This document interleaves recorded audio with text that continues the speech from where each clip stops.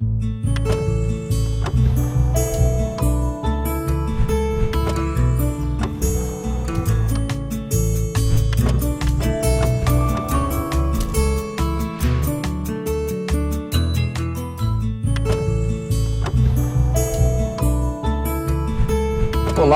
sejam bem-vindos mais uma vez aqui na aula do professor Jorge Formiga.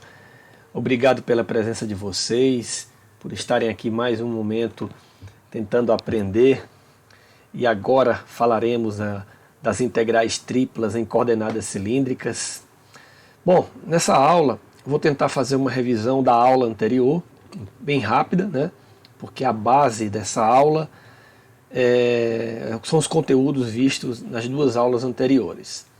Pois bem, na aula anterior eu falei da importância da integral tripla, né, dentro do contexto aí da engenharia, né, aqui no cálculo da massa de um sólido, na carga elétrica total, né, de um corpo, através de uma função densidade, da função probabilidade, densidade de probabilidade, momento de inércia, né?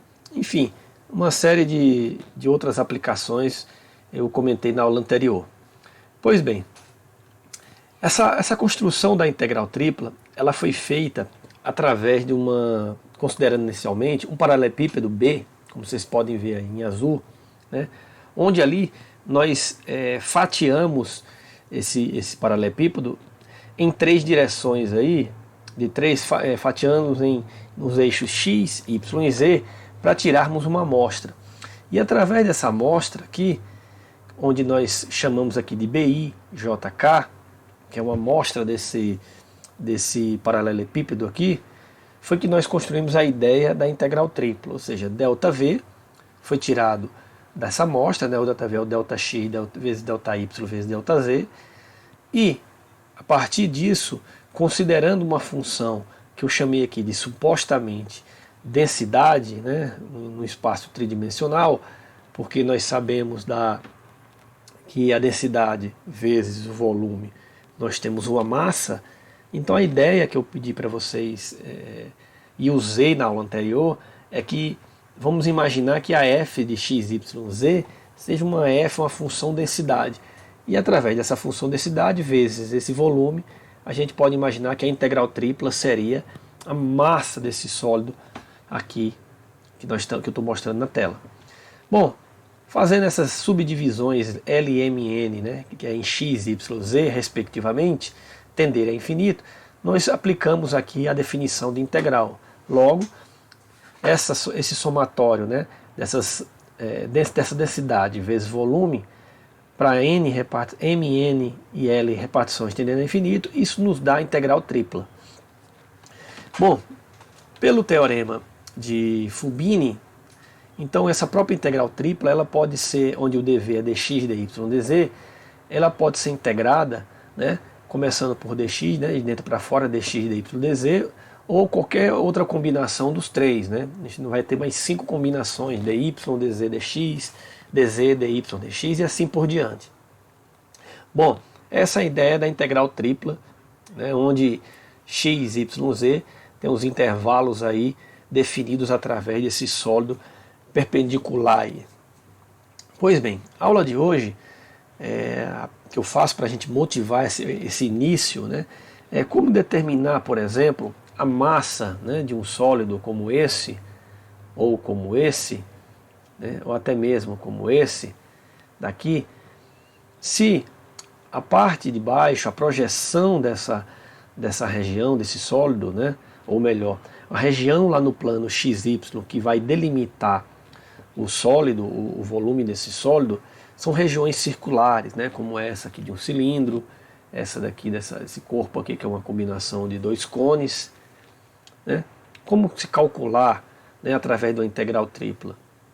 Nós vimos lá na aula anterior sobre coordenadas polares. Então a base para a gente começar a entender a aula de hoje são as coordenadas polares. As coordenadas polares são coordenadas definidas no plano cartesiano, né, para se estudar posição de corpos no caso bidimensional. Porém aqui nós já sabemos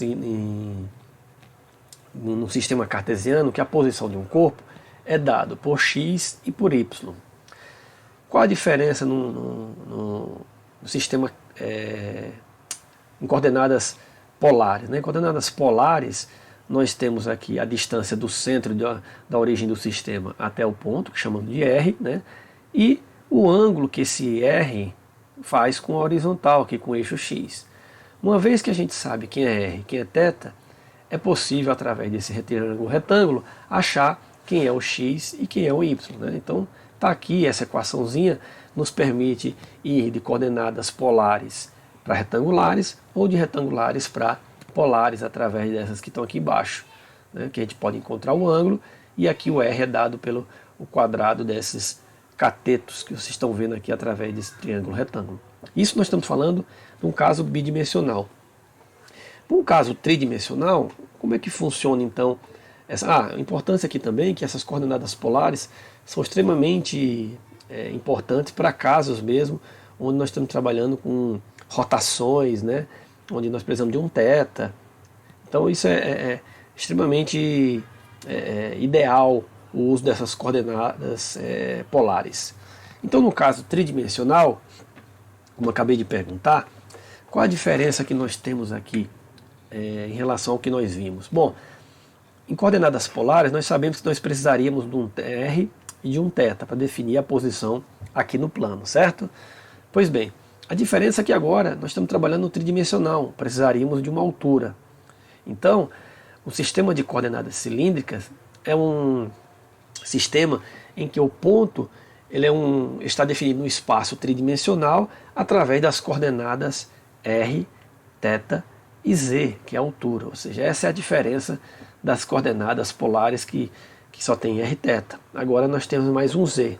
Então, esse tipo de coordenadas cilíndricas, não sei se vocês já perceberam aí na figura, ela tem esse diferencial aí das coordenadas retangulares ou de coordenadas polares através de uma variável. E tem um diferencial aí que em 3 dimensões, esse corpo aqui, né, vou chamar essa bolinha aqui, ele teria coordenada x, y, z. Só que x nesse caso, se estamos trabalhando aqui com circular, fica mais complexo a gente trabalhar em coordenadas retangulares. Por isso aí as coordenadas cilíndricas vão vir para a gente facilitar essas integrais triplas, tá? Então aqui, se você tem R e θ, né, e z, você consegue encontrar essas coordenadas na sua forma retangular, né? Com R e θ você acha x, R θ você acha y, e o z é o próprio z, né? Das coordenadas retangulares são as mesmas das coordenadas cilíndricas. Bom, de coordenadas retangulares para cilíndricas, se nós temos x e y, nós encontramos r. Através do x e y nós fazemos a razão e achamos a tangente do ângulo, então achamos θ.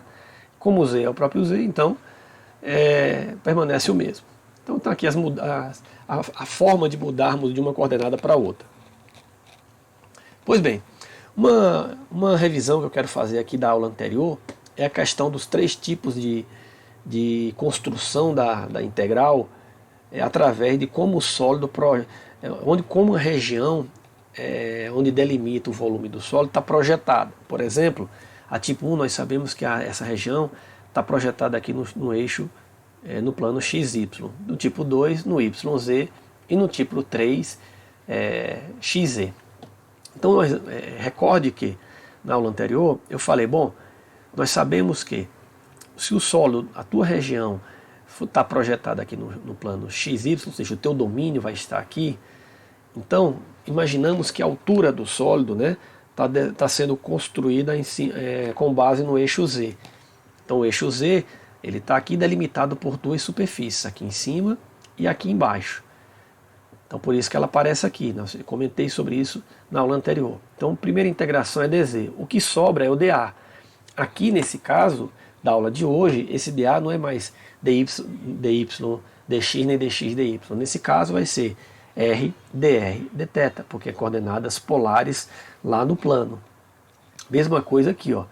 R, dr, dθ no tipo 2 e aqui R, dr, dθ. A diferencial é que a gente tem que se preocupar aqui com o primeiro eixo de integração. E aí isso está relacionado a como o sólido está posicionado no sistema tridimensional e onde vai estar essa região do domínio aí. Bom, então vamos ver. Vou pegar aqui a região tipo 1 para a gente construir essa ideia, mas isso se estende para os outros casos, para o tipo 2 e o tipo 3. Então pega aí um sólido aqui, cujo domínio está projetado lá no plano XY e é munido aqui, ele é construído através dessas curvas aqui, chamaremos aqui de uma curva H2 e uma curva H1, tá bom? Essa daqui. E daqui para cá, né, é como se nós tivéssemos, vou colocar aqui a caneta, só um momentinho, é como se aqui eu estivesse projetando uma reta daqui para cá e uma reta daqui para cá, né? Então, com a ideia que eu dei da aula anterior lá de coordenadas polares. Então, o R1, que é a distância daqui para cá, né? R1, e a distância do centro para cá, nós temos um R2. Ok? Que é construído, que ele é dado aqui através por essa função. Imagina essa curva aqui como se fosse esse H2. E essa curva aqui como se fosse um H1. Né? Pois bem, então vamos lá. Como eu já sei que é uma região tipo 1, porque a região de domínio está no plano XY, né, vou tirar uma amostra, e dessa amostra, né, que isso é um elemento infinitesimal, eu vou ter uma variação assim daqui para cá, como eu disse, que varia em R, então tem um dr, né, a altura daqui é Z, formada por essa superfície e essa superfície, né, chamarei aqui em cima de H2, que é a superfície do topo, e o 2, a superfície do topo, o 1, a superfície da base, né? E esse ângulo, essa variação daqui para cá, chamarei de dθ, né? No caso, né, aqui, dθ. Ok? Pois bem, então, esse comprimento do segmento aqui é o R dθ, né? Pois bem, então sabendo dessa amostra, eu já sei que é tipo 1, já sei que meu Z vai ter essa variação, né? Então a minha integral, né, tripla dada, né, por definição, em torno dessa região E, né, esse E é a superfície que envolve o B. Né? Só para recordar aqui na aula anterior nós construímos a definição de integral tripla através de um sólido. Né? Fiz várias repartições aqui dentro desse sólido. Pois bem, essa integral E aqui, essa região E aqui, né, é uma região de uma superfície que foi definida na aula anterior como um sólido de formato qualquer, tá bom? A ideia é a mesma, vista por superfície B lá, para o sólido B. Então, pois bem, aqui é em 3 dimensões, né? O que é que diz aqui a definição da integral? Então nós temos uma integral tripla, com base numa função f, que eu já falei que é suposta uma densidade, no elemento infinitesimal dv. Está aqui esse dv. Pois bem, já sabemos que a ideia de considerarmos primeiro que tipo de sólido nós estamos projetando ele, então nesse caso é o tipo 1, então nós vamos integrar primeiro em dz, porque já vimos aqui que a superfície em cima delimita aqui, e embaixo também ela delimita. Então, a superfície é superfície, né? Então, esse é o intervalo de integração do z. O que sobra é dA, já disse, é o R, dr, dθ, porque nós estamos tratando aqui no plano XY e a questão aqui, o D em questão, é uma superfície circular. Né? Note que aqui tem uma variação de ângulo aqui, né? Uma curva aqui em cima. Então vamos considerar aqui em coordenadas polares lá na base. Pois bem, então aqui já são as coordenadas cilíndricas do total, porque nós temos aqui dz, r, dz, dr, dθ. Né? Tudo isso aqui já faz parte das coordenadas cilíndricas. Então, vamos lá.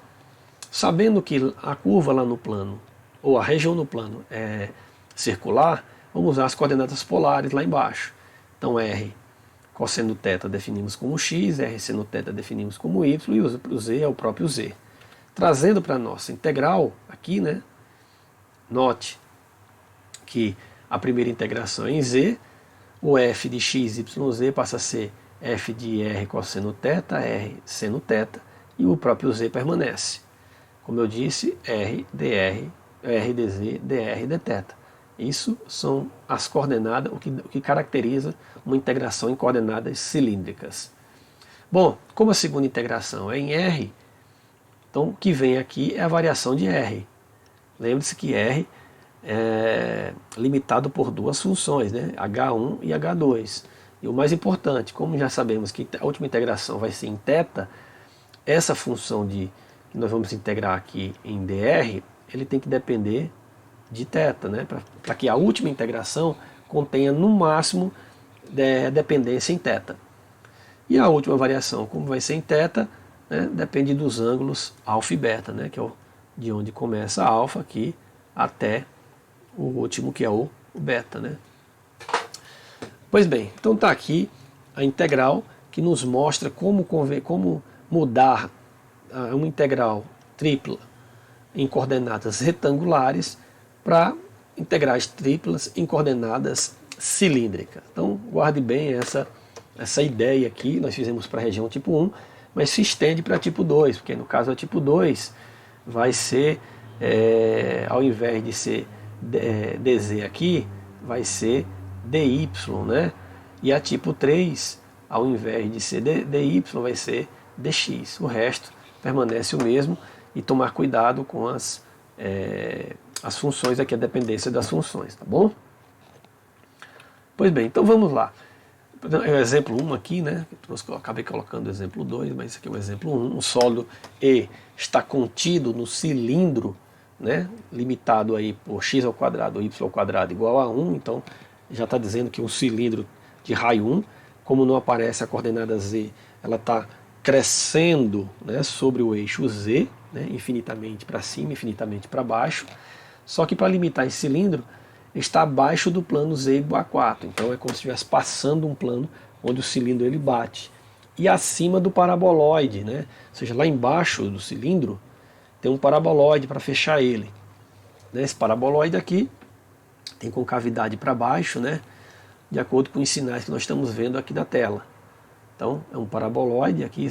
Para você enxergar isso aqui, que é um paraboloide, basta zerar uma. Se eu zerar z aqui, note que nós vamos ter uma parábola com cavidade para baixo, né, no plano xz.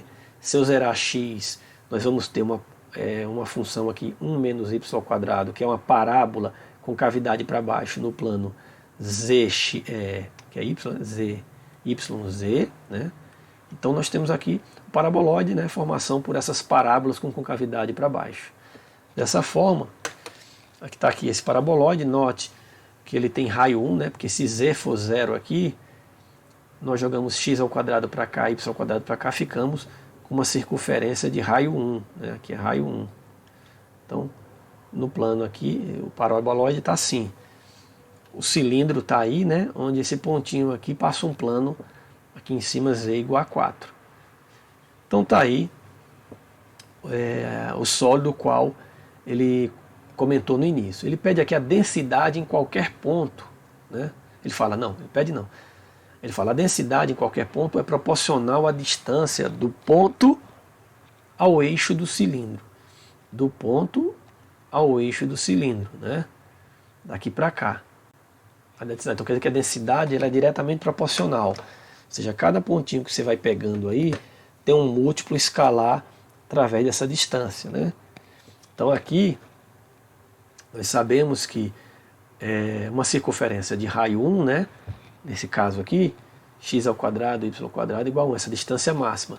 Mas em um ponto qualquer desse cilindro, por exemplo aqui dentro, a gente não sabe qual é o raio, né? Se cada raio aqui, cada pontinho que eu pegar dentro do cilindro, olhando aqui ó, de dentro, cada pontinho eu tenho um raio diferente. Então, eu tenho aqui que z ao quadrado é igual, né, a x ao quadrado, ou melhor, distância que é o quadrado, ou raio, né? Raio ao quadrado é x ao quadrado mais y ao quadrado. Ou seja, o raio aqui é raiz quadrada de x mais y ao quadrado. Correto? Então o raio, né, qualquer pontinho que eu pegar aqui dentro, né, distante do centro aqui, distante do eixo Z, é dado por essa equação. Ok? Dado por essa equação.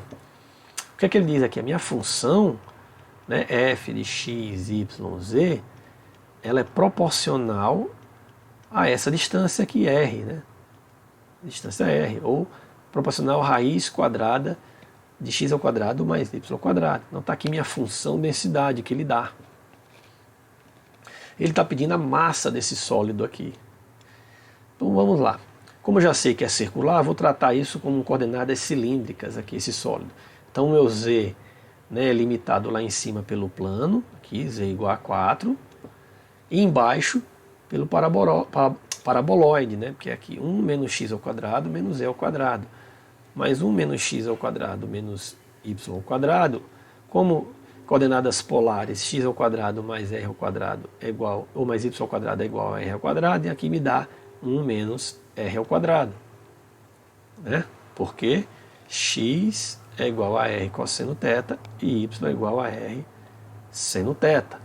Então, dessa forma, aqui eu já defini aqui a minha função densidade, né? K é constante, né? K pertence aos reais aqui. Então, minha massa, né? A massa desse sólido aqui é dado pela integral dessa função em dV. Bom, só uma coisa aqui. O θ de 0 a 2π, que é circular aqui embaixo, né? Dá uma volta de 0 a 2π. E o R de 0 a 1, que parte do centro, chega no máximo em 1 aqui. Pois bem, sabendo dessas informações, podemos agora construir nossa integral. Então, nossa integral, né, com base na fórmula, vai ser o dV, vai ser dr, dz, dr, dθ.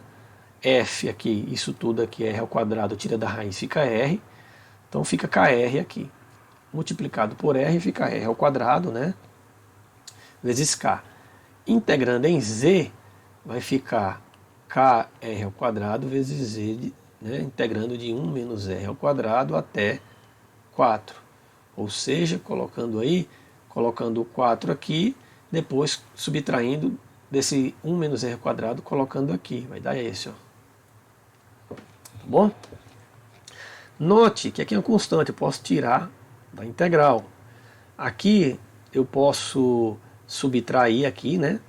4 menos 1 aqui, que vai ficar 4 menos 1, vai ficar 3, né? Na verdade vai ficar 3 mais r ao quadrado, né? Vezes esse r que está aqui fora. Então vai ficar r ao quadrado aqui fora. Vai ficar 3r ao quadrado mais r à quarta. Integrando em r, note, gente, que essa minha função só depende de r, né? Não depende de θ. Então, nós sabemos que quando isso ocorre, nós podemos separar isso aqui em duas integrais aqui, ó. Tá bom? Não tem θ, então posso colocar esse θ aqui, ó. Aqui, integrar separadamente e multiplicar depois as duas, né? Ok? Foi isso que eu fiz aqui, ó. Então separei as duas. Agora eu vou integrar. Nós já sabemos que isso aqui vai dar 2π, né? De 0 a 2π essa integral vai dar θ. Θ variando de 0 a 2π dá 2π. Então aqui vai dar 2π vezes k, vezes essa integral. Essa integral aqui vai ficar r a terceira sobre 3, vai cancelar o 3 com 3, mais r a quinta sobre 5, variando de 0 a 1. Se eu colocar 1 aqui e 1 aqui, fizer essa continha, menos colocando o 0 aqui e o 0 aqui, vai me restar 12 quintos de π vezes k. Está aqui o valor da massa desse sólido, né, como foi solicitado lá no início. Então a ideia desse exemplo, gente, não sei se vocês perceberam, ele deu informações aí onde teríamos que construir, né, o sólido. Como alguém já me perguntou uma vez, eu sou obrigado a desenhar um sólido? Quando não solicitado, não é. Mas porém você vai perceber que quando a gente consegue fazer um esboço para construir essa integral, é muito mais fácil, né, essa construção. Ok? A gente consegue enxergar como está variando as coordenadas, né, do sistema que está sendo considerado. Pois bem, trouxe outro exemplo aqui. Agora eu já trouxe a integral construída, né? em dz, dy, dx. E é um caso onde você primeiro vai ver se de fato essas coordenadas retangulares aí nos permite um cálculo simples dessa integral. Observe que integrar isso aqui vai ser meio complexo, porque vamos trabalhar com raiz. Olha só, duas vezes, né? A integral em z vai aparecer raiz lá por causa do limite de integração. Aqui, né? Deixa eu colocar o apontador. E depois, quando a gente integrar, vai ter outra raiz. Então, olha a loucura que vai ser integrar isso em coordenadas retangulares. Então, já sabemos como essa limite de integração, observe que a primeira integração é em z. Então, embaixo aqui nós temos uma superfície, aqui o plano, né? Então, note que é possível nós tratarmos aqui com coordenadas cilíndricas, porque lá no plano, né, o z está sendo limitado aí por uma região, uma superfície no qual nós temos x ao quadrado, y ao quadrado, raiz quadrada. Isso nos força a usar coordenadas polares nesse x ao quadrado mais y ao quadrado para tirar essa raiz. Então, sem dúvida, é um exemplo que nós vamos aí tirar ou usar coordenadas cilíndricas, né, no caso tridimensional. Pois bem, então eu vou traçar essa figura aqui, né, dessa superfície. Então note que, vou pegar a caneta de volta, aqui, note que eu tenho aqui, ó, z igual a 2, né, em cima, e aqui embaixo z igual a x ao quadrado mais y ao quadrado. Alguém está perguntando aí, né, ou vai perguntar, mas por que z? Por causa daqui, ó. Então isso aqui é a variação em z. Note que se eu zerar y aqui, fica z igual a x. Então z igual a x, se aqui é x, y, z igual a x é uma reta aqui, né, 45 graus no plano, desculpa, z igual a x, ela está aqui, ó, do lado de cá. Essa é a z igual a x. Se eu zerar x aqui, eu fico z igual a y, está aqui, z igual a y. Como isso é uma superfície, né, então ela tem essa cara aqui do cone, né, porque qualquer função vai aparecer aqui, né, essas retas 45 graus. Se eu pegar várias retas 45 graus aqui no meu sistema tridimensional, ela vai me dar esse sólido aqui. Mas por que paro aqui em cima? Porque isso aqui é o plano z igual a 2. Tá bom? Então está aqui a superfície onde z, o eixo z variou, né, de baixo, começando de um cone invertido e indo até bater no plano z igual a 2. Pois bem, então sabendo disso, né, nós já temos aqui outra informação. Que informação é essa? Quando o plano intercepta o cone, a projeção lá no plano XY é uma região circular, como vocês estão vendo aqui. E eu já tinha dito, né, que a gente ia usar coordenadas polares. Então aqui é o D.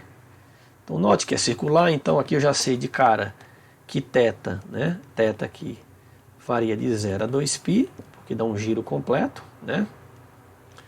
E o raio varia de 0 até 2, né? Porque essa projeção aqui dá exatamente o tamanho desse diâmetro aqui. E o tamanho desse diâmetro aqui, para você saber, né, já tá dito, né? Z igual a 2, se você colocar aqui, né, nessa equação aqui, vai ficar Z igual a 2 igual a raiz quadrada x ao quadrado mais y ao quadrado, né? Ou seja, o raio vale 2. Então R varia de 0 até 2. Então já temos as informações lá do plano, que é Rθ em coordenadas polares, e temos aqui a variação em z. Então já temos aí tudo para montar uma integral tripla em coordenadas cilíndricas. Então tá aí a variação em z. O y aqui eu coloquei em coordenadas retangulares, né? É essa que está aqui, mas eu vou mudar para coordenadas coordenadas cilíndricas, né? Tudo. E a variação do x, de menos 2 a 2. Mas aqui eu já acabei escrevendo em coordenadas polares, né? Então montei minha integral. Então essa integral eu trouxe aqui por uma integral ela resumida, simples, para a gente reconstruir ela através de coordenadas cilíndricas. Então, trocando dv por r, dr, dz, dr, dθ. X ao quadrado mais y ao quadrado, isso aqui é r ao quadrado, com r que já vem do dv, então fica r ao cubo.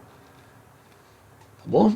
Note aqui que nós temos uma função em R, nós vamos integrar em Z, né? Integrando em Z, aqui vamos ficar R ao cubo vezes Z, variando de R a 2. Então vai ficar 2R ao cubo menos R ao cubo, R vezes R. Então fica 2R ao cubo menos R à quarta. Tudo bem? Ok? Que aqui foi colocado o R ao cubo para fora, né? Então, ou deixado na subtração aqui. Pois bem, para integrar em R, a gente faz distributiva aqui, né? Ou já está aqui como eu fiz.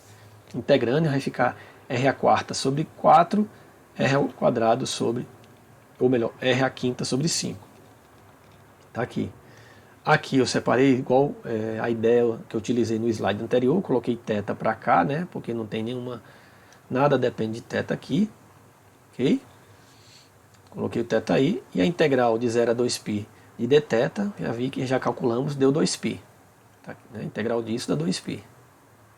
A integral disso aqui dá isso daqui.